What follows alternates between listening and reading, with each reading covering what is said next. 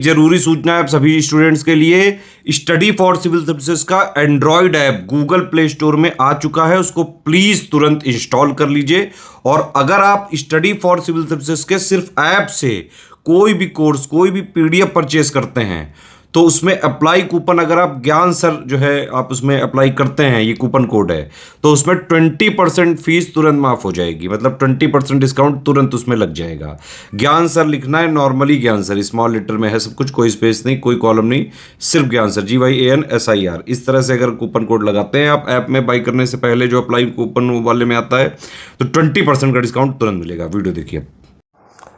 भाई केवल नौकरी पा लेना ही जो है ज़रूरी नहीं है। नौकरी करने के लिए जो एटिकेट्स चाहिए, जो आचरण चाहिए, वो भी आपके अंदर होना चाहिए, तभी आप अच्छे से नौकरी कर पाओगे। अन्यथा नौकरी लगने के बाद भी आपको बाहर कर दिया जाएगा। ये जो आप न्यूज़ देख रहे हैं, ये हमारे पड़ोसी ज़िले की है, बदायूं की। और कल जो है यानी 10 तारीख को जो है इनको मिली जॉइनिंग, 10 जुलाई को जॉइनिंग मिली इनको लेखपाल की, और 10 जुलाई को ही इनको सस्पेंड कर दिया गया है। और ये भी कहा जा रहा है कि अब इनकी नौकरी चली जाएगी। पूरा मुद्दा क्या है चलिए मैं आपको बताता हूँ। ये देखो, ये SDM ऑफिस द्वारा जारी किया गया लेटर है। ये कोई लेखपाल है, श्री महेंद्र सिंह लिखा हुआ नीचे, नवनियुक्त लेखपाल। इनके खिलाफ ये कार्यवाही का है। एक्चुअल में यहाँ पर आप देख लो, जो काम की चीज़ है वो मैं आपको सीधे सीधे बता देता हूँ। 10/7/2024 को बदायूं स्थित अटल बिहारी वाजपेयी सभागार में मुख्यमंत्री द्वारा लोक भवन सभागार लखनऊ में नवनियुक्त लेखपालों को नियुक्ति पत्र वितरित किए जाने का आयोजन, सीधा प्रसारण दिखाया गया।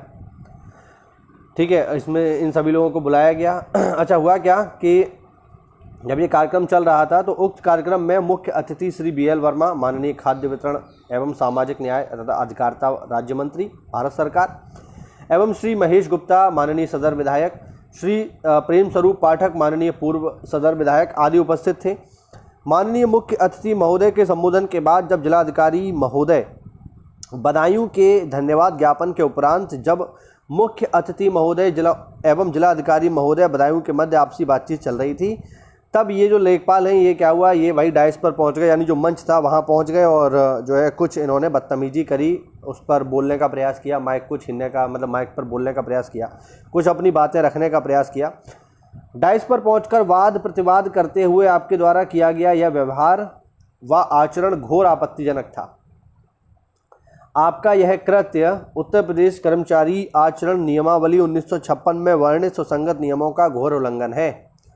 अतः उपरोक्त के संबंध में स्थिति स्पष्ट करते हुए आप अपना स्पष्टीकरण 2 दिन के भीतर लेकर प्रस्तुत हों। यदि आप नियत अवधि में स्पष्टीकरण नहीं दोगे तो ये समझा जाएगा कि आपको कुछ नहीं कहना है और अनुशासनहीनता के लिए आपकी सेवाओं को समाप्त करने पर विचार किया जाएगा। अब ये देखिए हुआ क्या कि ये जो लेखपाल साहब थे, साहब ये मंच पर चले गए जब इनका जो है लेटर दिया जा रहा था, और जब ये वहाँ चले गए और फिर उन्होंने कुछ ऐसी चीज़ें की मंच पर जो इन्हें नहीं करनी चाहिए थी, और तुरंत जो है इनको टर्मिनेट करने का जो है इनके ऊपर एक जांच बिठा दी गई है। अब देखिए, ये भी समझना बहुत ज़रूरी है कि ठीक है, आप नौकरी तो प्राप्त कर लोगे, नौकरी आपको मिल जाएगी, लेकिन नौकरी को करने के लिए आप में एटिकेट्स होने चाहिए, महत्वपूर्ण आचरण आपके अंदर होने चाहिए जो नौकरी करने के लिए आवश्यक है। आपका व्यवहार बहुत ज़रूरी है। देखिए, सरकारी नौकरी में जब आप पहुँच जाओगे तो भले आपका रैंक बड़ा है या छोटा है, उससे फ़र्क नहीं पड़ता, लेकिन आपके अंदर सभ्यता ज़रूर होनी चाहिए। भाई, किस अधिकारी के सामने किस तरीके से बात करनी है, ठीक है। जनता के सामने ठीक है, लेखपाल हैं, आप जनता को गरिया सकते हैं, लेकिन अधिकारी के सामने ये चीज़ें नहीं चलती हैं। अधिकारी अधिकारी होता है, ध्यान रखना।